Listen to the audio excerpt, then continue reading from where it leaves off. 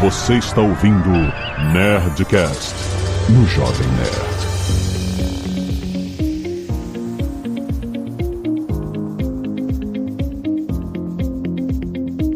Lada, nerds! Aqui é Alexandre Antônio do Jovem Nerd. Gramado é muito mais que cinema. Fala pessoal, eu sou o Thiago Caserta, sou fundador da MoveStacks, startup de IA que foi adquirida pela Magalu Cloud em dezembro de 2025. E hoje eu tô aqui para falar sobre startups de IA, ou como eu gosto de chamar, PowerPoint com inferência.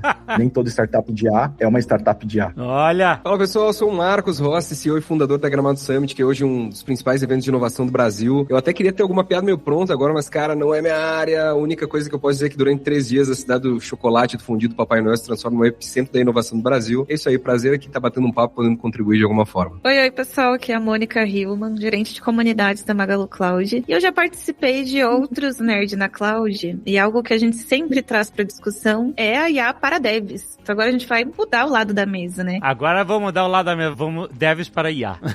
Então agora a gente quer ver quem tá construindo coisas, né? Não é só codar, agora estamos construindo. Exatamente. Não, e a gente tá aqui pra falar isso no Nerd na Cloud. Justamente a gente tá falando de inovação, de startups no Brasil, tecnologia, tem IA em voga em todos os lugares. E o que vai ser muito discutido no Gramado Summit, né, Marcos? Que tá chegando aí, que dia? 6 a 8 de maio. Spoiler, em Gramado. Mas é isso, cara. Não é só chocolate, Papai Noel, cinema, tipo assim, tem muita inovação e tecnologia acontecendo em Gramado. A gente vai falar muito sobre isso, porque vai ter muito papo de inovação acontecendo e é bom a gente estar ouvindo. Se você ainda dá pra te inscrever, Marcos? Cara, ontem eu bati um papo com um amigão e eu falei, todo evento com mais de 20 mil pessoas que diz que vai dar sold out de ingresso, tá mentindo, tá? Pô, a gente vai vendendo até os 45 segundo tempo, enquanto tiver espaço e gente, a gente libera. Então, gente, tem link aí no post, já pra você se informar e tudo, tá chegando o Gramado Summit. Vamos conversar muito sobre isso logo depois do... Não tem e-mails aqui, gente, é só musiquinha. Sobe a musiquinha.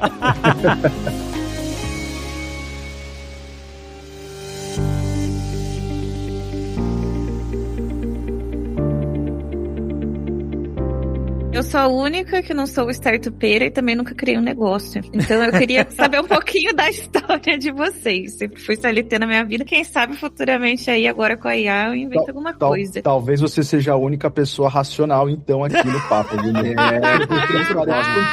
provável.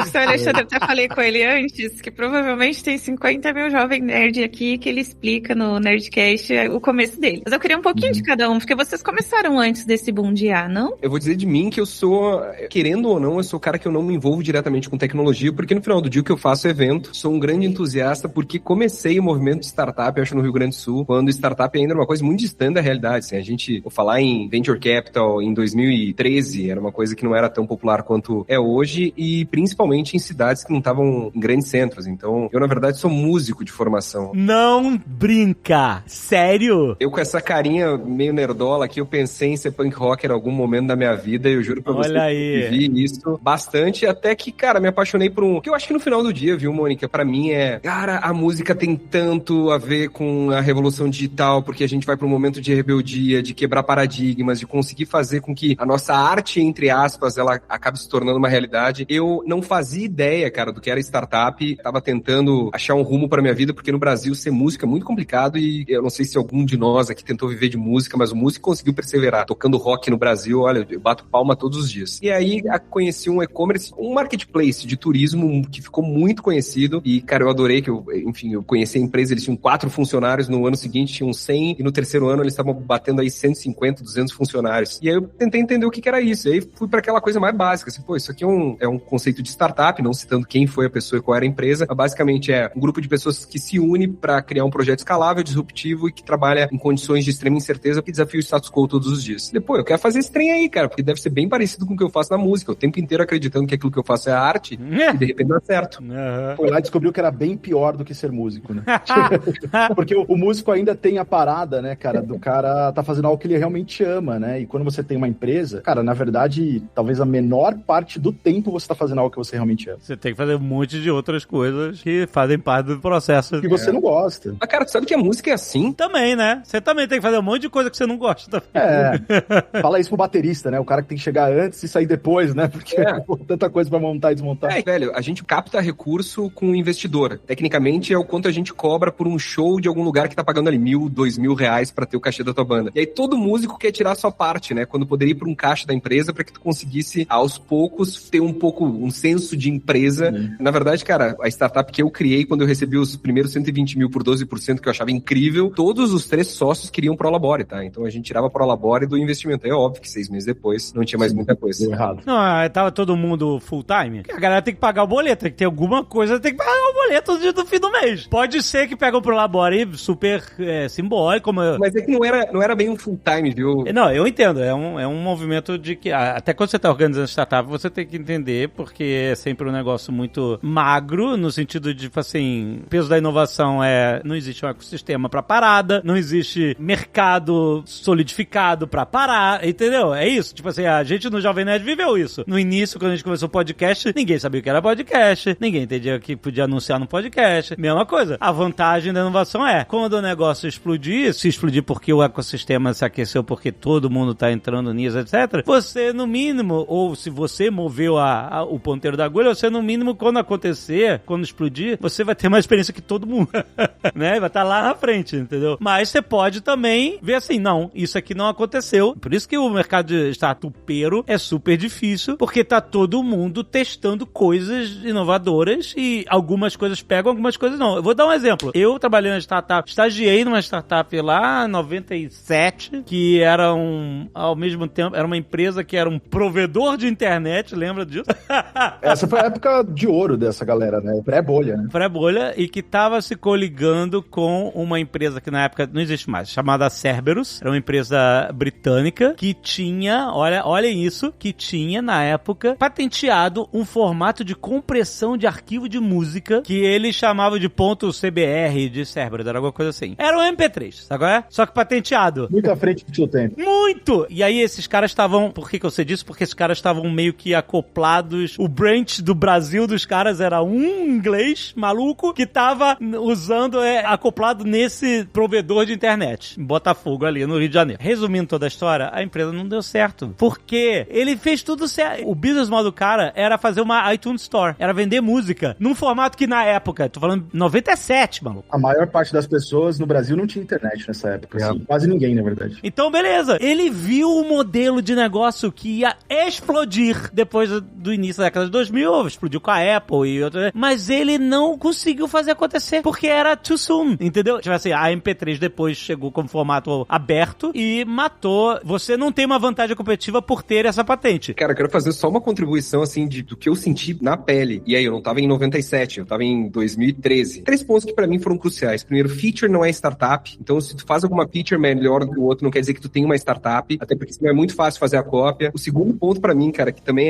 ninguém me ensinou a vender. Esse era o meu grande problema, assim. Era tão legal, assim, meio que o deslumbre que existia com algo que eu estarei criando do zero e que, enfim, no final das contas era só uma feature melhor. Mas a importância de vendas, assim, dentro do processo, tirar um pouco esse deslumbre de que vou revolucionar o mundo, entender que eu tenho que ter um negócio, e o negócio ele precisa parar de pé. E eu acho que, cara, o principal ali, quando veio... Talvez o meu exemplo seja muito ruim, mas, cara, quando o Facebook mostrou pro mundo, junto com o Uber e com o Airbnb, o que era um conceito de startup, que todo mundo quis ter uma do ponto de vista popular, cara, o dinheiro é muito fácil. Quando o dinheiro é muito fácil, entra muito, só que tu não tem um bom negócio estruturado, não vende bem, e aí ele acaba muito rápido também. Então, pelo menos na minha experiência, teve muito isso, cara, um deslumbre, não saber vender, e eu acho que o principal é achar que feature é startup. Tanto que você deve ter mais experiência do que eu com isso, existiu um mercado de startup por startup. Justo? Tipo assim, não, eu tô criando a startup, obviamente existia a guerra do unicórnio, né? Tipo assim, qualquer startup pode ser o próximo unicórnio, caralho, tal, não sei o quê, mas acabou que se criou um mercado de startupeiros de, tipo assim, a galera tava mais interessada em começar uma empresa e conseguir alguns rounds, um seeding, um venture capital, e depois a gente vê o que faz. Pouco se portando com o valor do produto, ou da inovação, ou do serviço que tá criando ali, entendeu? Era mais porque como o capital tava muito quente, começou a vir muito peixe. Na verdade, até um ponto, não é incomum, a partir de uma série B, né, a gente, na verdade, as startups captam em fases, né, dinheiro. Então, geralmente, na fase, cara, que não existe nada, só existe um PPT, ela vai captar um round anjo, né, ou seja, ou muita gente chama de FFF, né, que é o Family, Friends and Fools, né, família, os amigos e os bobos, né, se a gente fosse usar a tradução literal. E aí ela vai, obviamente, crescendo, né, essas fases de acordo com a evolução da própria startup. Então, de repente, obviamente, ela já começou a mostrar alguma atração, ela pode captar um round que a gente chama de seed. Aí vai depois com a série A, série B, etc. Foi muito comum, eu acho que principalmente aquelas startups que nasceram ali um pouco antes da pandemia e aí tiveram a oportunidade durante a pandemia captarem rounds muito grandes, de o founder, né, os fundadores da startup, terem colocado o que a gente chama de secundária, né, ou seja, eles terem pegado uma parte do dinheiro e realizado uma saída parcial, né, da participação deles nos negócios. E isso, de fato, virou um negócio, assim, muito startupeiro, eu vou chamar assim, ganhou muito dinheiro em séries B, série C, e de repente a startup morreu antes de uma série D, né, e isso acabou acontecendo em alguns cenários. E os caras meteram dinheiro do bolso, do equity, enquanto eles fizeram aquela saída parcial e etc.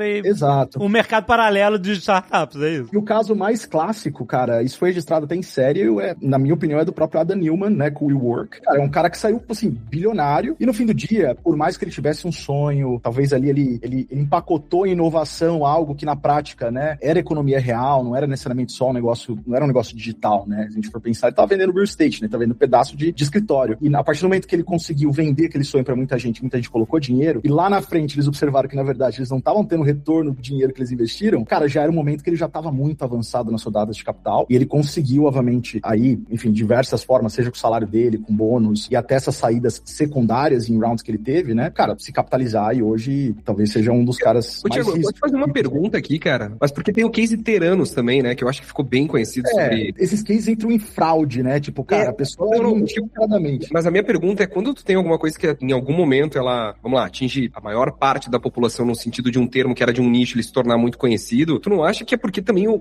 mercado de venture capital, ele não sabe muito bem o que ele quer e aí ele vai botando dinheiro em tudo que é lado? Com certeza. O mercado de venture capital, pra mim, é um dos mercados mais racionais que existem, assim. E são os mercados que geralmente criam essas bolhas, né? Mas racionais ou irracionais, perdão? Irracionais. Porque na prática, quando você olha, por exemplo, no caso da Bolsa de Valores, né? Empresas de capital aberto, cara, você tem benchmark, você tem comparativos. Tipo, cara, se você vê o valuation da Microsoft... Não, você pode calcular se tá overvalued ou não. Você calcula isso com as informações que você tem dos scores e etc, né? E você faz comparativo do mesmo setor, do mesmo tipo de produto, etc, né? Cara, startup não, ele é um sentimento irracional. É muito mais velho oeste, né, nesse sentido. Você meio que tem que saber, vou explodir um dinamite nessa mina aqui, vai ver se tem alguma coisa, ver se tem prata, ouro ou nada. É uma aposta. E aí ele tenta capturar o máximo de upside possível, ou seja, né, de potencial ganho. E aí, cara, quando eu vendi a minha primeira empresa, minha primeira startup, na verdade não sei nem se eu chamaria ela de startup, porque ela estava num segmento menos, vamos dizer assim, imprevisível, né? No fim era uma empresa de serviços, a gente estava trabalhando com novas tecnologias sim, mas, cara, no fim do dia a gente usava capital intelectual para entregar os serviços. Então não era uma plataforma, não era um SaaS, né? Não era um marketplace ou coisa do tipo. Mas quando eu vendi essa empresa, e o cara que comprou, ele é o fundador de um grupo sul-africano que tem capital aberto e tal, o cara é um bilionário, assim, até talvez você ache notícias dele, assim, de billionaire tycoon, né? Tipo, ele é um serial, né, entrepreneur, um empreendedor serial, um cara muito inteligente. E um dia, conversando com ele num jantar, eu perguntei, cara, quanto que você teria disposto a ter pago pela minha empresa, né? Eu sei, tipo, a gente já combinou o valor, você já pagou e tá tudo certo. E aí ele me ensinou uma parada muito interessante que eu acho que se aplica muito, respondendo até a sua pergunta, Marcos. Cara, no fim do dia, determinação do valuation, do valor da empresa, tá muito mais relacionado o quanto, exatamente com a pergunta que eu fiz, o quanto a pessoa tá disposta a pagar. E essa disposição, ela não é, muitas vezes, 100% racional. Ela tem, muitas vezes, aspectos irracionais por trás. Puta, eu gostei da sua marca, eu gostei do seu logo, eu gostei das pessoas que estão aí dentro, eu gostei do seu posicionamento. E é aí que a gente chama de valor intangível, né? Então, por exemplo, um Adam Neumann, na minha opinião, ele levantou aqueles sounds absurdos com SoftBank, e a série, né, lá do WeWork, né, na Apple TV, ela mostra bem isso, porque, cara, ele conquistou, através da carisma, através do jeitão dele, o founder e o cara que tocava o investimento no SoftBank. Então, assim, no fim do dia, é muito disso também. É muito sobre vender o sonho, e aí entra aquela habilidade que você falou. Cara, vender é, talvez, a habilidade mais importante de qualquer empreendedor. Exatamente. E por isso que a gente tá numa fase agora, e a Mo talvez pergunte isso ou não, porque a Mo falou de devs, né? Todo dev quer empreender, todo dev quer ter a ideia genial, e agora com IA, o cara consegue fazer, tipo, o que ele faria em 2 meses e em 3 dias. Só que no fim do dia, isso não vale nada. Assim como uma boa ideia não vale nada. Exatamente. O que vale é a capacidade de execução. E quando a gente tá falando de empreendedor, uma das principais capacidades que ele precisa ter é habilidade de vendas. Ele precisa saber vender o sonho dele, saber vender o negócio dele, o produto dele, porque senão ele não vai captar dinheiro, senão ele não vai conseguir, obviamente, gerar atração a partir das vendas, né, do produto, do serviço que ele tenha. Eu comecei empreendendo, não porque tava na moda, na verdade eu já queria ter empreendido desde 2015, mais ou menos, só que eu acabei recebendo uma oportunidade pela Microsoft ir para os Estados Unidos, em 2014, então aceitei trabalhar no time de engenharia por lá. Mas, cara, esse bichinho do empreendedorismo, vamos chamar assim, quando me picou, cara, ficou uma parada na minha cabeça que, tipo, eu preciso fazer o que eu quero fazer. O que é essa inquietação que eu tinha? A de olhar o problema e pensar que dá pra fazer melhor. Eu acho que essa é, talvez, um dos principais motivos da gente ver inovação, da gente ver startup legal criando coisa. Inovação é justamente isso. Exatamente. Não é você inventar a lâmpada, é você fazer a lâmpada funcionar e escalar ela pra colocar em todos os lares do mundo. Isso que é o valor.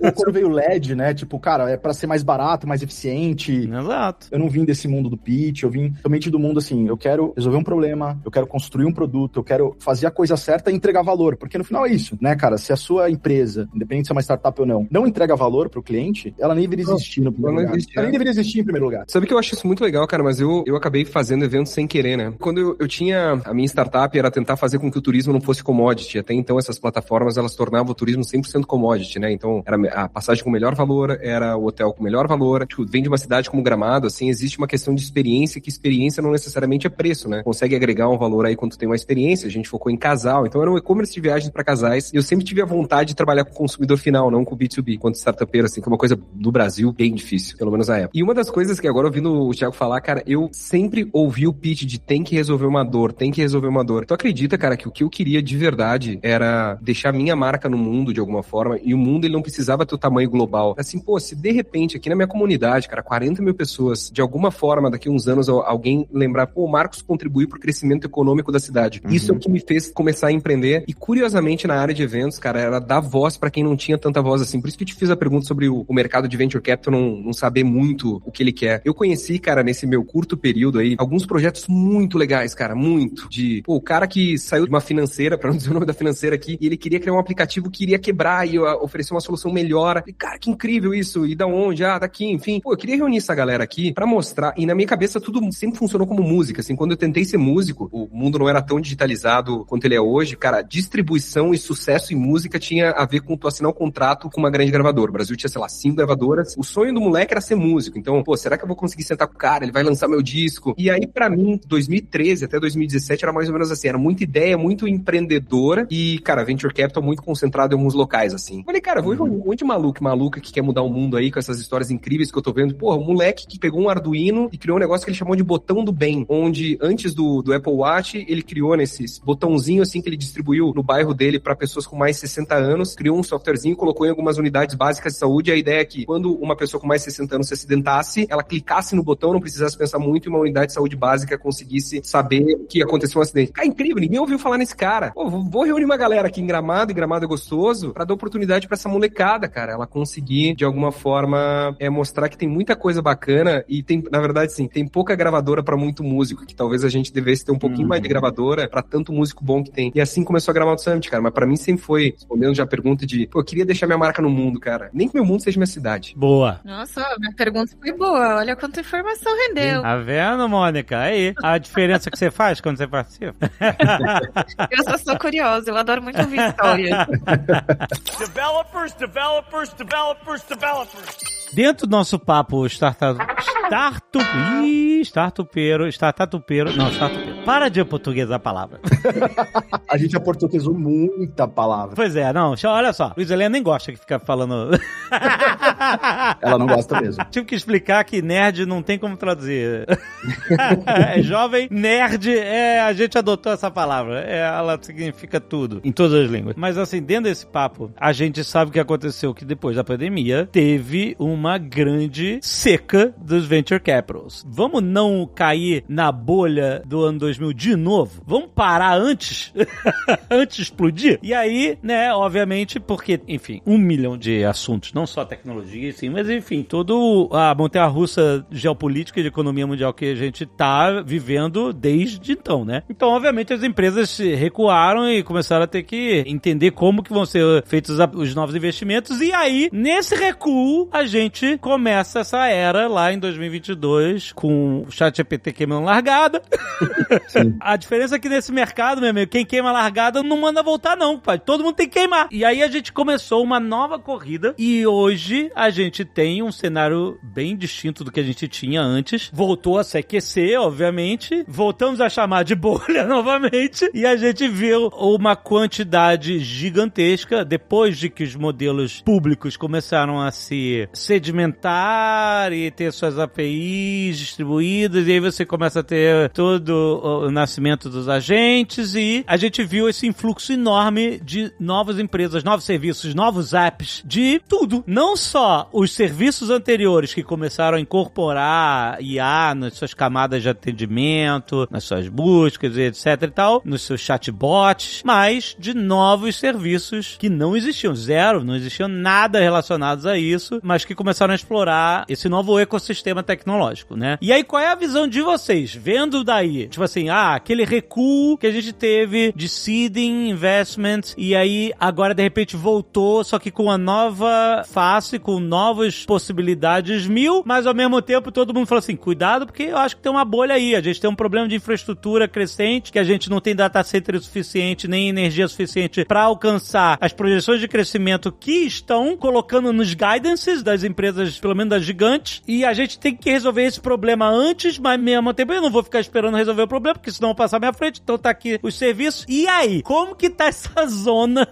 nesse novo cenário de startups e novas empresas com novos serviços que estão usando a IA como uma nova plataforma de inovação e de, enfim, mistura de serviços? Cara, eu estudo e acho que eu participei bastante de algumas fases de tudo que aconteceu. E aí, assim, na minha opinião, eu acho que ocorreram duas tempestades perfeitas, quando todos os elementos se alinham para que algo aconteça. Então, por exemplo, nesse caso da pandemia, na minha opinião, eu acho que teve três coisas que aconteceram. O mercado, ele perdeu noção de preço, noção de risco e de tempo. E por que eu falo tempo? Porque, cara, talvez tinha muita gente que aconteceu, obviamente, várias fatalidades, mas talvez muita gente falou, cara, eu posso morrer amanhã. Eu preciso olhar para oportunidades agora, né? Então, acho que perdeu-se um pouco essa visão de longo prazo, que sempre foi, né, o que drivou, o que motivou muito essa visão de investimento em startups e tudo mais. A gente teve um cenário de juros baixos, a gente tinha alta liquidez, a gente teve a aceleração da digitalização, tanto que os e-commerces, né, obviamente cresceram muito, porque, cara, ninguém podia sair de casa, ir numa loja física, tinha que comprar online, e aí o dinheiro ali, cara, o dinheiro mais barato, custo de oportunidade baixo. Então, assim, mesmo teses muito simples, acabaram levantando muito dinheiro. O que acabou acontecendo foi que, depois desse momento, veio a conta, né, veio a ressaca. A inflação subiu, os bancos centrais apertaram juros, e aí o mercado voltou a olhar para aquilo que é chato em startup. Margem, CAC, retenção, unit economics, governança. Não dá para ir só na esperança, né? A gente tem que ter um pouco mais de solidez, né? E aí todo mundo que parecia que era promissor na época começou a ser olhado como caro, como frágil. E aí sabe o que aconteceu? Cara, muita startup que levantou muita grana ali na pandemia não conseguiu levantar as rodadas seguintes. E sem ter o dinheiro, né, sendo gerado pelo próprio negócio, cara, muitas das startups morreram. Algumas conseguiram talvez surfar um pouco essa onda de e aí em 2022 o que aconteceu com o ChatGPT foi muito interessante, porque aí é outra tempestade perfeita. O GPT mesmo, o GPT-3, ele já existia como API em 2020, 2021, provavelmente. Só que qual que é o ponto? Para usar ele, você precisava ser dev, você precisava, obviamente, ter visto ali do que se tratava. Muita gente nem sabia do que se tratava aquilo. E em 2022, o que a OpenAI fez, ela criou uma interface. No momento que ela colocou uma caixinha na frente de alguém, acessando aquela mesma API que existia, talvez já com uma versão mais nova do GPT, que era o 3.5, e a gente viu o potencial daquilo, cara, muita startup falou, eu consigo fazer algo muito melhor usando, por exemplo, essa API dessa OpenAI, esse GPT que tá aí, e de repente, cara, colocar uma camada aqui e falar que eu sou uma startup de IA, ou que eu sou powered by AI. E foi o que aconteceu. Acho que, assim, muitas startups, principalmente ali em 2023, 2024, elas vieram com esse discurso de IA, mas na prática, cara, elas eram o que a gente chama de wrapper, né? Elas eram só uma interface, um pacotinho ali embrulhado, e por trás eles estavam usando essas APIs, né, da OpenAI, etc. Exato, justo. Nada errado com isso, tá, galera? Mas aquele negócio, o que ele tá fazendo que 300 mil outras pessoas não podem fazer, e se ele não tiver um diferencial, ele vai morrer já, vai ser engolido. Diferenciação nenhuma, até porque os próprios laboratórios, né, tipo, a própria OpenAI, a própria Anthropic, lançaram depois serviços, e tem lançado agora ainda mais, e, cara, matam essas startups que são rappers dessa... Mas é que daí a gente volta para muita startup achando que é feature, né? Que feature é startup. E não é, exatamente. Cara, eu assisti um bate-papo muito legal na minha vida, em algum momento que eu vi até então o CTO da OpenAI, eu acho que era uma italiana, se eu não me engano, foi em Cannes, em algum momento, e ele tava sendo entrevistado pelo David Droga, que é o CEO da Accenture, talvez. E, cara, era um papo muito legal, assim, pra entender até onde vai, enfim. Sabe que tinha tanta gente participando daquele papo, eu tenho certeza que a maior parte das pessoas nem entendia o que era conversado naquele bate-papo ali. Então, eu acho que quando tu acaba estourando agora eu vou falar bolha, mas num outro sentido aqui. Quando tu estoura uma bolha e te torna muito popular, eu acho que as pessoas querem descobrir negócios muito fáceis, assim, pra se tornar relevantes, sem necessariamente ter o conhecimento pra isso. Certamente. Porque às vezes é a sensação que eu tenho, assim, cara, beleza, tem isso aqui, pouca gente sabe, vou lá, vou ter que fazer, e daqui a pouco vira meio que regra, assim. Agora, no último bate-papo eu comentei sobre a uberização das startups, né, que em algum momento toda e qualquer startup era o Uber de alguma coisa, e fazia parte de pitch, inclusive. E aí tô falando só do ponto de vista de quem faz evento, cara, a gente tem quase 300 startups por Gramado Summit de todo o país, em diferentes estágios. E aí era muito comum, o meu negócio é meio que o Uber do não sei o quê, o Uber do não sei o quê, o Uber do não sei o quê. E agora, cara, é difícil contar nos dedos o número de startups que são agentes de IA, assim. Eu acho que é quando o mercado cansa e a gente volta a se inserir numa outro tipo de bolha. Porque aí você volta a ser commodity, não volta? Sim, total. E aí volta, cara, eu sempre falo isso pra qualquer empreendedor, assim, que vem falar comigo e pedir conselhos. Eu falo, cara, você tem que se apegar ao básico, você tem que fazer o básico bem feito. Então, assim,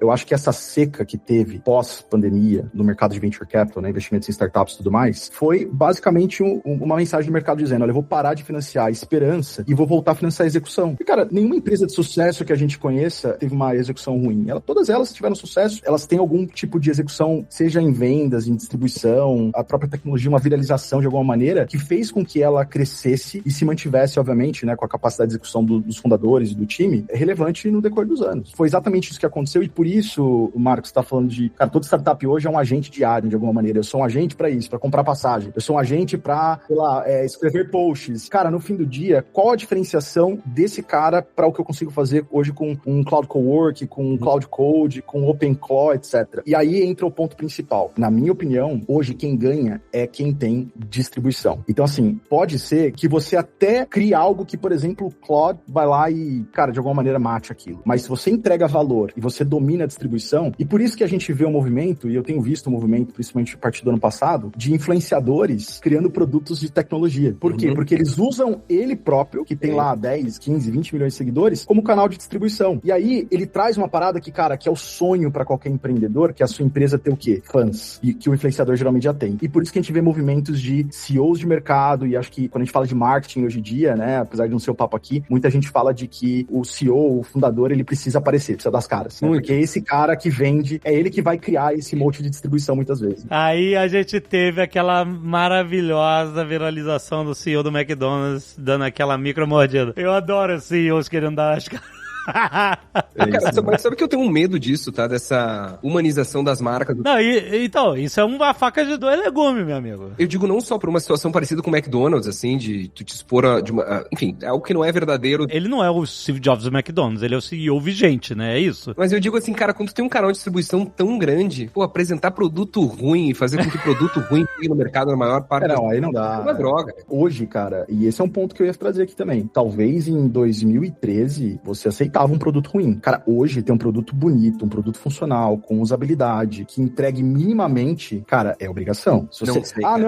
mas ó, eu sou uma empresa antiga, estabelecida, não vou citar nomes aqui, eu sou um grande RP europeu. Cara, não vou mudar nada, eu domino o mercado. Show de bola. Você realmente domina o mercado, é muito difícil. Tem um lock-in que a gente chama, né? Tem muita empresa que usa você e, cara, talvez seja difícil de sair de você. Mas se você é uma startup, cara, menos que a dor seja extremamente latente, que seja uma dor que ninguém nunca resolveu. Cara, eu acho muito complexo hoje a gente falar de não ser minimamente bom, entendeu? Cara, coloca numa realidade pra quem trabalha com micro e pequenas empresas que compõem 90% do mercado brasileiro. Será? Mas você tá falando de eu criar um produto, uma PME, uma pequena e média empresa, ou eu sou uma pequena empresa e estou vendendo serviços pra... Não, tu é um influenciador muito grande, que a maior parte do teu público é micro e pequena empresa, que precisa de algum tipo de sistema, e tu consegue chegar no teu canal de distribuição na maior, cara, num público muito bom. Se essas empresas são fã deles, é fã desse cara, por exemplo, desse influenciador, elas vão comprar o mesmo produto sendo ruim. Só que ele não vai sustentar. Entendi. Por quê? Porque lá na frente, na minha opinião, é igual o vendedor de curso, cara, na minha opinião. Hoje, você pode olhar, eu não sei pra vocês, mas aí talvez seja a bolha do meu algoritmo do Instagram. Ah, minha bolha tá bem nessa. Tá bem nessa. A quantidade de coisa que eu recebo de caras vendendo cursos de Cloud Code, Cloud Cowork, etc. Cara, esse cara, ele tem que aproveitar agora mesmo, bicho, pra vender, porque ele não consegue depois desaparece. Então, mas vai ser relevante, o que ele tá vendendo agora vai ser relevante quando desaparecer ou não vai? Entendeu? Essa que é a pergunta. É isso. Eu ia contextualizar uma situação que aconteceu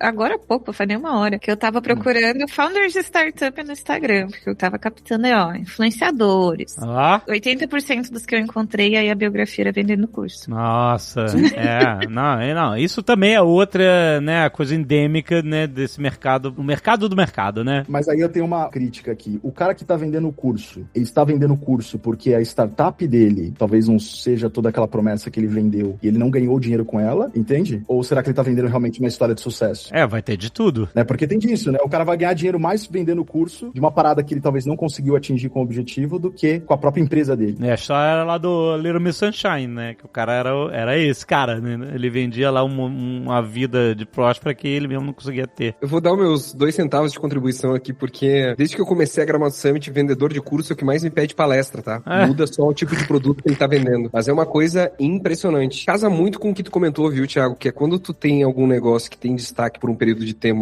é ruim e não consegue sustentar, a pessoa vai acabar vendendo curso porque o negócio dela não era tão bom assim. Que eu não consigo acreditar, cara, que, por exemplo, pega case de bilionário, cara. Bilionário que do nada começa a vender curso. Cara, não tem lógica, entendeu? Pra mim não tem lógica. Não sei porque não era um bom empreendedor, assim. Exatamente o que você falou, cara. Eu não consigo também ver, assim, cases bilionários, né? Caras que deram muito certo e resolveram falar assim, não, vou parar de dar foco no meu negócio agora e vou vender curso, né? Porque é onde, obviamente, ele vai colocar o esforço que ele vai ter resultado. Né? E até um ponto importante, cara, na área de tecnologia, principalmente, tá? Só pra não parecer que eu tô falando de alguém, de um ou de outro, mas assim, pra mim isso é onde mais tem e posso estar muito errado, mas a sensação de golpe pra mim tá em guru de tecnologia tentando vender algum tipo de visão de mercado, vendendo curso. Cara, pra mim não funciona. Mas isso tem em todas as áreas, brother. Não tem jeito.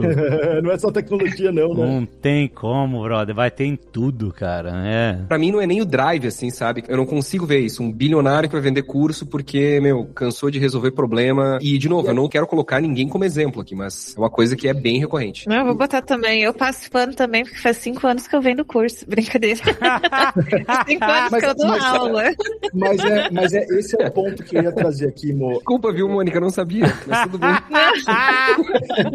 Não, mas você sabe que, na verdade, eu acho assim, Mo, uma coisa é você vender uma parada que eu sei que você tá envolvida aí, principalmente em cursos de programação, tecnologia no geral, arquitetura de software, etc. Sim. Cara, isso é uma base que é importante, é uma base de conhecimento técnico que, assim, independente se eu vou trabalhar numa empresa ou se eu vou empreender, cara, pode ser relevante, entendeu? Agora, o que acontece, e eu acho que o que o Marcos tá tentando trazer é a visão do cara que vende um sonho de algo que, cara, não é tão simples, entendeu? Tipo, na época que o Lovable estourou, né, aí uma startup, né, muita gente já conhece, né, uma startup europeia que tem ali uma solução que você usa linguagem, né, natural, ali você usa, enfim, um prompt para criação de código, né, de apps. Inclusive até a startup que eu vendi pro Magalu, a gente tem uma solução disso, né, que é o CodeStacks. E, cara, assim, muita gente viu ali a oportunidade de vender o quê? Vender o sonho de você criar o seu SaaS, de você criar sua solução de tecnologia para você empreender na área de tecnologia, seja com, sei lá, um SaaS de criação de conteúdo, seja um SaaS para mercado, um SaaS para restaurantes, o que quer que seja. A forma do vendedor, e aí eu vou botar um pouco a culpa aqui na galera do marketing, de copy, é o quê? Ele tem que vender o sonho, né? O ser humano, ele compra o sonho. Então, cara, você vai ficar rico com isso. Você vai ganhar no mínimo 10 mil reais por mês com isso e coisas do tipo. Esse é o ponto. Cara, montar uma empresa não é só fazer código. Não é só colocar o produto. Na verdade, essa parte hoje com o IA talvez seja mais, eu vou colocar entre aspas, tá? Porque tem controvérsias, a mais simples. A mais difícil é o que eu falei aqui agora. É fazer o que é chato, é vender, é você resolver problema todo dia, né? Empreender não é criar código, gente. Criar código é um pedaço, é uma parcela importante, mas que hoje talvez até virou até mais commodity do que era anteriormente. E até pra eu não me redimir aqui, porque eu continuo com a mesma opinião, mas assim, eu acho que quando a gente faz evento, vem ciclos, assim, de gurus que vendem soluções mágicas. Vocês lembram quando entrou o metaverso, cara? É a grande promessa daquilo que o metaverso seria no mundo.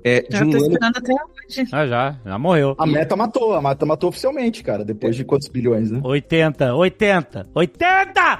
bi. Cara, no lançamento do metaverso, em um ano, vieram, pelo menos pra nós aqui, cara, as pessoas mais brilhantes do planeta Terra queriam ensinar como o metaverso seria o futuro, barará. E, eu tenho minha forma, eu ganhei muito dinheiro com isso, agora eu vou dar esse curso do metaverso porque é o futuro. E, cara, 2 anos depois, ninguém mais falava. É isso. É até um cuidado que eu tenho aqui, cara, muito grande com a curadoria de Gramado Summit, pra não cair nessas, vamos colocar aí nos gurus tradicionais de mercado e... As palhetas mexicanas da tecnologia. Exatamente, cara. Não, exatamente.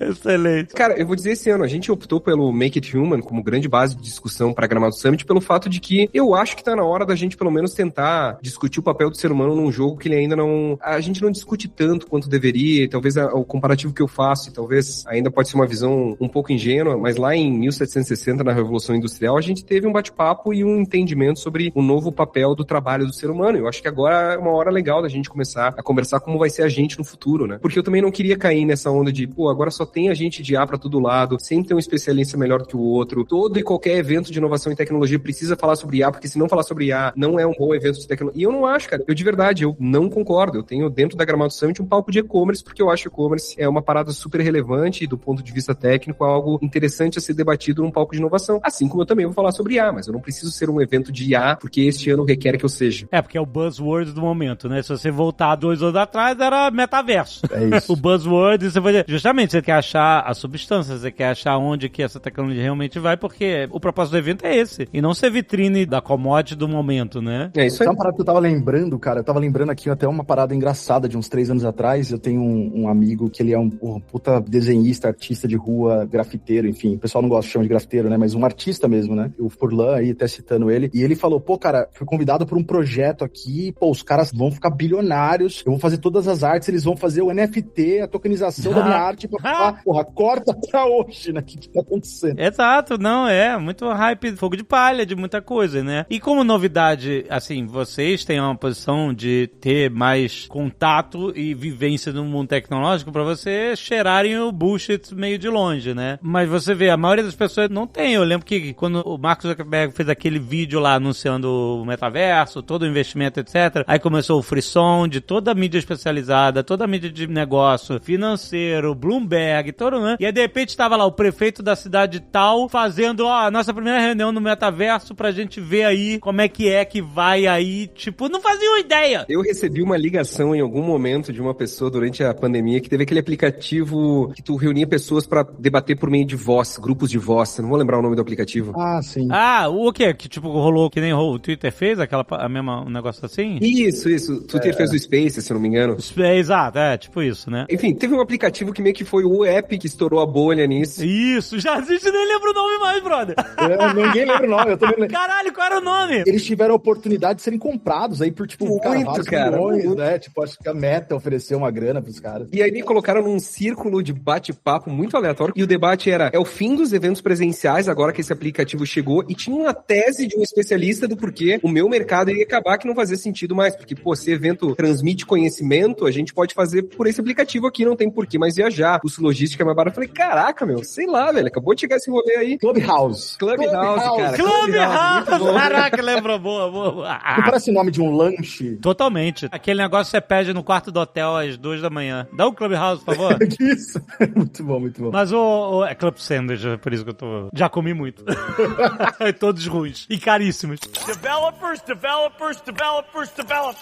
É por isso que esse cuidado, agora, nessa explosão de IAs e serviços com agentes de IA, você tem que entender, porque às vezes uma ideia dessa... Você falou o negócio do relógio, o botão se caiu, não sei o que botão. Beleza, hoje isso é uma feature nativa de qualquer Apple Watch, ou se bobear qualquer smartwatch, que eu não conheço muito bem o mercado de smartwatch, mas assim, chega uma gigante e simplesmente implementa a feature, que pra você é a sua vida. Pra uma gigante, ela assim, implementa essa feature aí, pronto, te matou. É sinistro, entendeu? Então é isso que você tem que enxergar, né? Porque você fala assim, não é feature, startup não é feature, brother. Mesmo porque o Uber é uma junção de um monte de feature super comum. Geolocalização, mensageiros, mapa, um monte de featurezinho que os caras simplesmente juntaram pra fazer o serviço que englobava todas essas features independentes. Então o Uber não é feature. Não total, mas tu tem cases legais, tipo Snapchat, assim, cara, que eu olhando de fora vejo, tá aí um case que poderia ser só uma feature e ainda tem uma relevância dentro de um nicho. Não, com certeza.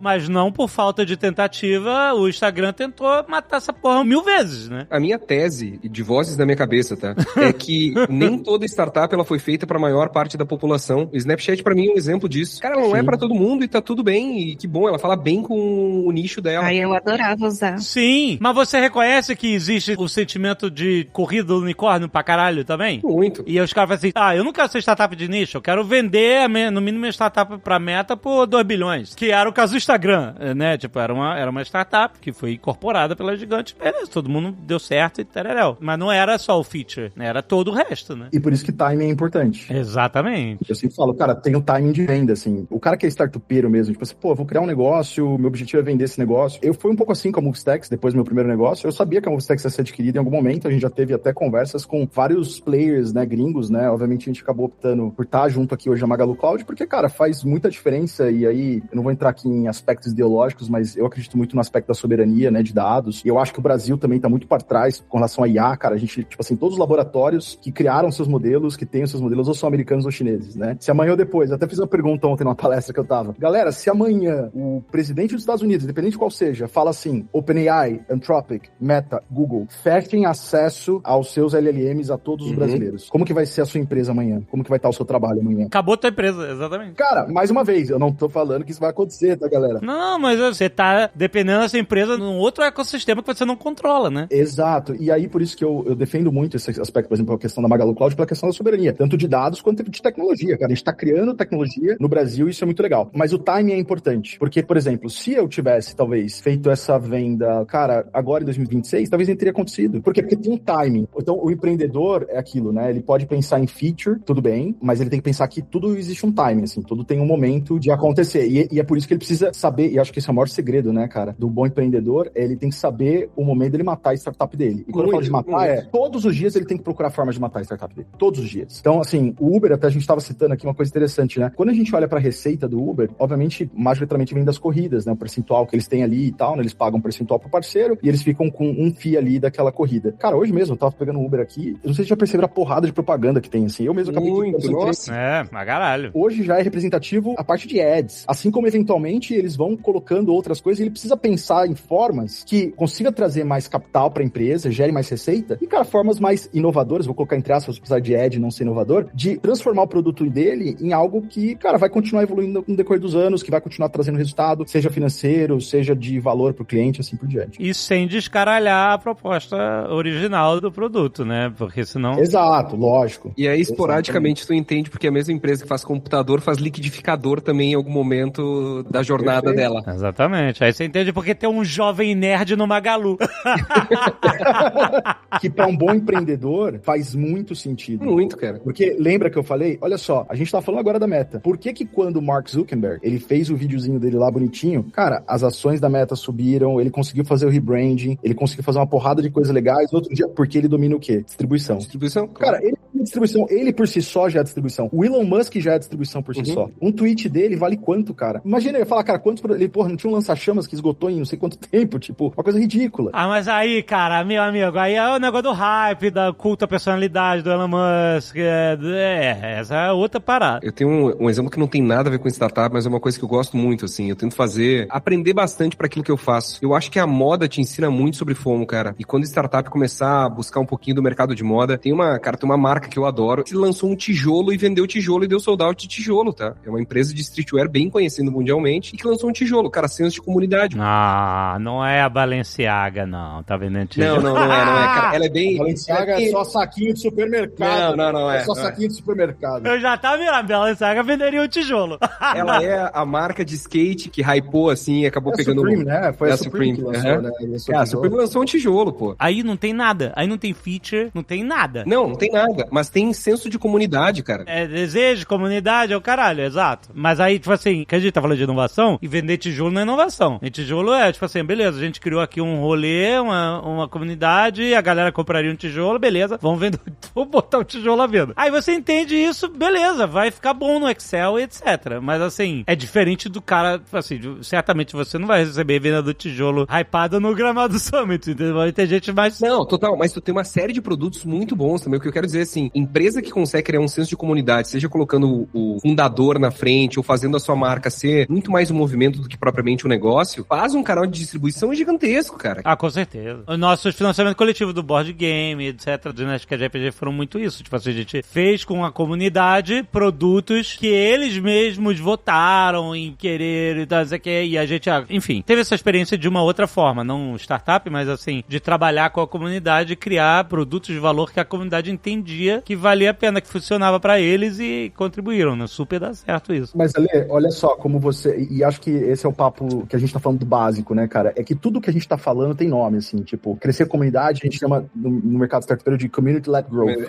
Que é como, por exemplo, o Gramado Summit com certeza também se estabelece, já vai criando uma comunidade. É uma estratégia de aquisição e distribuição muito relevante hoje, porque é aquilo que a gente tá falando. No momento que a gente não tem diferenciação de valor, porque quase tudo é commodity, amanhã ou depois eu consigo matar através de um negócio que é open source ou foi lançado por um laboratório que eu já pago lá, OpenAI ou Anthropic. Um SaaS que eu tava usando, o que vai fazer eu continuar usando aquele SaaS? Ou o valor dele é muito alto, assim, pra mim, em termos de retorno, ou eu tô inserido dentro de uma comunidade que, cara, tem uma troca ali que pra mim é muito mais relevante até do que o valor final que aquele produto me entrega. Que aí tem a relação com pertencimento. Talvez o Marcos tá se referenciando. Cara, eu pertenço aqui. Então, tipo, porra, eu vou usar esse produto XPTO. Cara, e aí a gente vê uma porrada de gente aí fazendo muito bem isso. Infelizmente, a gente acabou vendo isso acontecendo muito com o influenciador. Na venda de cursos, há controvérsia se os cursos de fato trazem valor final ou não, ou se é mais em cima da base de fã, naquele momento mais de fanatismo. Mas, cara, pra quem é de tech, pra quem tá criando startup, um movimento de distribuição é interessante. Se ele conseguir estabelecer uma comunidade, ou pré-produto, ou até durante a construção do produto. Na minha época, por exemplo, né, eu trabalhei vários anos na Microsoft. Porra, a comunidade da Microsoft era gigantesca. Não sei como tá nos dias de hoje, porque eu tô distante, né, um pouco. Mas, cara, muita gente usava a Microsoft, fazia certificações, etc, porque eles eram o que a gente chama de fanboy, né? Assim como ter fanboy de Apple. Developers!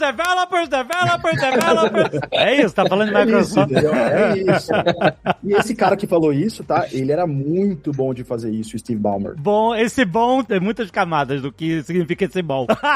Tem muitas camadas. Apesar dele fazer umas previsões meio erradas em algum momento da vida. Cara, né? Tipo do iPhone, né? Que tipo, o iPhone vai morrer, né? Imagina um telefone que só tem um botão, né? A BlackBerry apostou nisso também.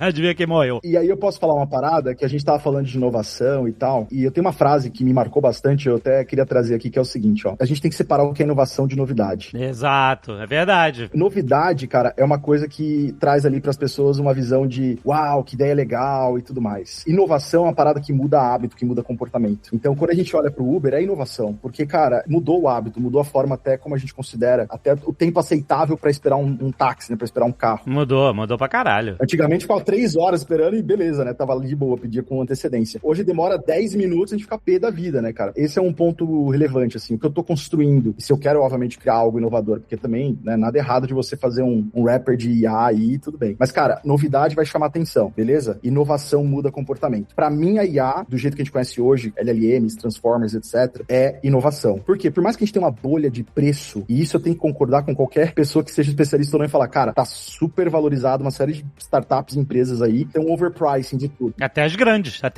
mano. Até as grandes, sim, as big techs, né, e tudo mais, mas muito drivado por isso, pela IA. Cara, no fim do dia, em termos de importância, eu não acho que a gente tá vendo uma bolha, eu acho que a gente tá passando uma fase muito parecida com o que foi a internet ali nos anos 2000, que era uma bolha, supervalorização de muita coisa, gente que comprou gato por lebre. Eu acho que tá no CAPEX, tá na quantidade de investimento que você tá fazendo e no retorno que você tá já se oferindo e se projetando. Tipo assim, opa, essa conta não tá fechando, quando é que vai fechar essa conta? Entendeu? Essa que é meio que o balão que tá voando em cima de todo mundo. Né? E nesse momento de fechar, cara, o que é lixo vai ser desprezado, o que vai ficar vão ser as coisas boas. Foi o que aconteceu no ano 2000, exatamente. Mas a bolha faz parte do efeito manada, né, cara? Que a gente vive desde que a gente se entende como gente. Sim, exatamente.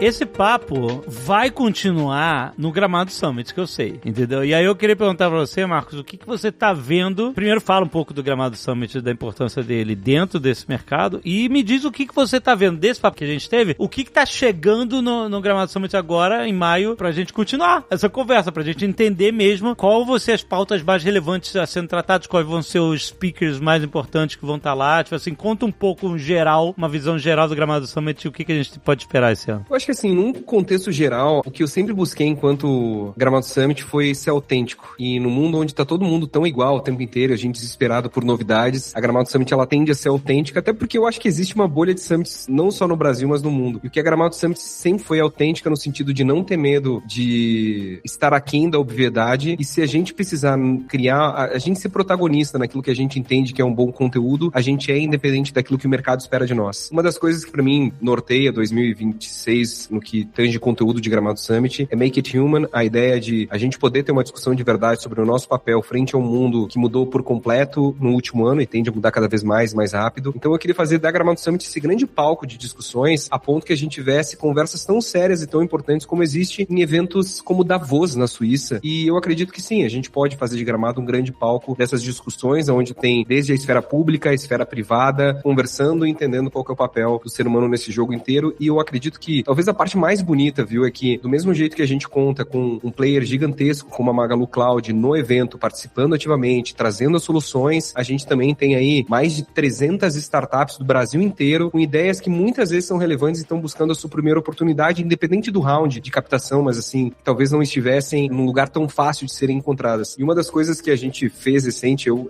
confesso pra vocês que eu gostei muito, assim, porque é difícil entender o que a gente faz. Cara, é 20 mil pessoas, são todos os estados brasileiros, é um evento muito, muito grande, e eu acho que tem uma coisa muito bonita que talvez a Gramado Summit seja o único evento que faz o que acontece quase que naturalmente quando a gente participa de evento fora do país, né? Porque olha só, a gente, quando participa de um evento fora do país, a gente vai por causa do evento, mas aproveita para fazer turismo também, que é uma coisa que no Brasil não é tão comum. E na Gramado Summit a gente quer que isso aconteça, cara, que as pessoas venham para a Gramado Summit por causa do evento, mas, cara, encontrem uma cidade incrível aqui e que muitas das possibilidades de negócio, elas saiam dos pavilhões. Porque eu posso começar um papo com a Moni, com o Thiago, com a Alê, cara, a gente vai se encontrar depois num fundi, vai continuar batendo esse papo. Isso, fundi, chocolate.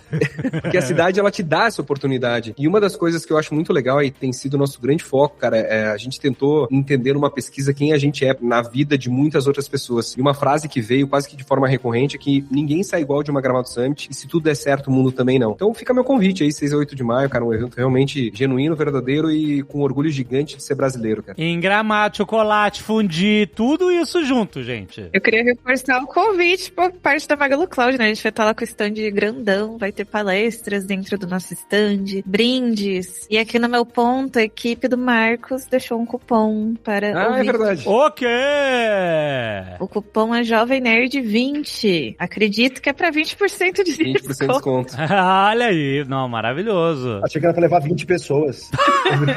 É tão legal assim, ó, porque nessa época, cupom de desconto é uma parada rara, porque é um momento, e é uma coisa que eu nunca vou entender e fica aqui como dica de entender comportamento pra quando a gente vai participar de evento. No início de Gramado Summit, ele começa com 365 dias de antecedência. Eu tento vender ingresso super barato para que a maior parte das pessoas adquiram de forma antecipada e deem tranquilidade e fluxo de caixa. É em cima da hora, brasileiro é em cima da hora. É impressionante, cara. É isso, brasileiro é assim mesmo. Aí eu encontro uma ou outra pessoa nos corredores, pô, o ingresso tá caro. Eu falei, cara, eu comecei vendendo por 1/10 do valor. Dá pra fazer antecipação disso e o fluxo o caixa da minha empresa agradece, inclusive. Mas você que é brasileiro e compre tudo em cima da hora, ainda dá tempo. É isso ainda que eu tô querendo dizer também.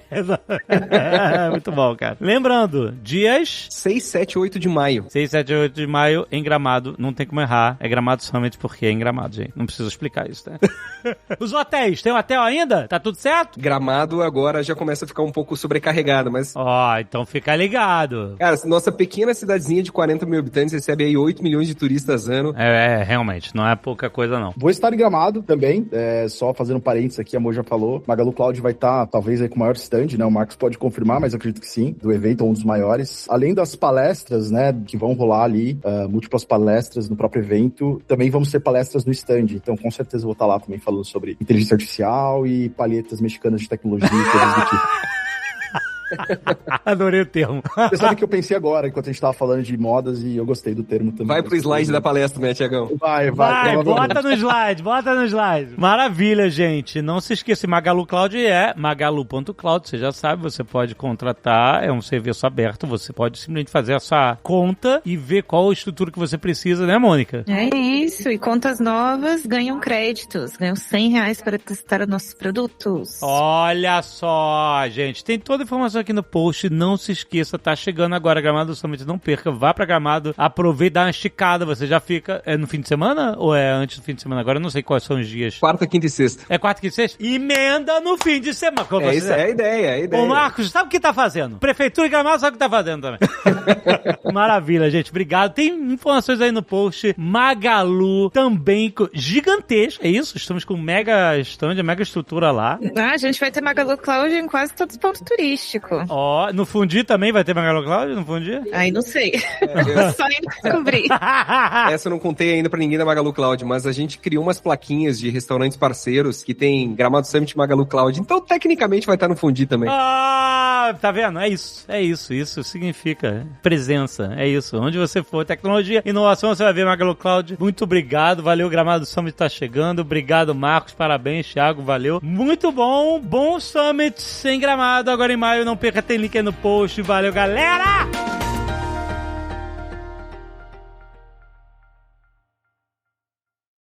Este Nerdcast foi editado por Radiofobia, podcast e multimídia.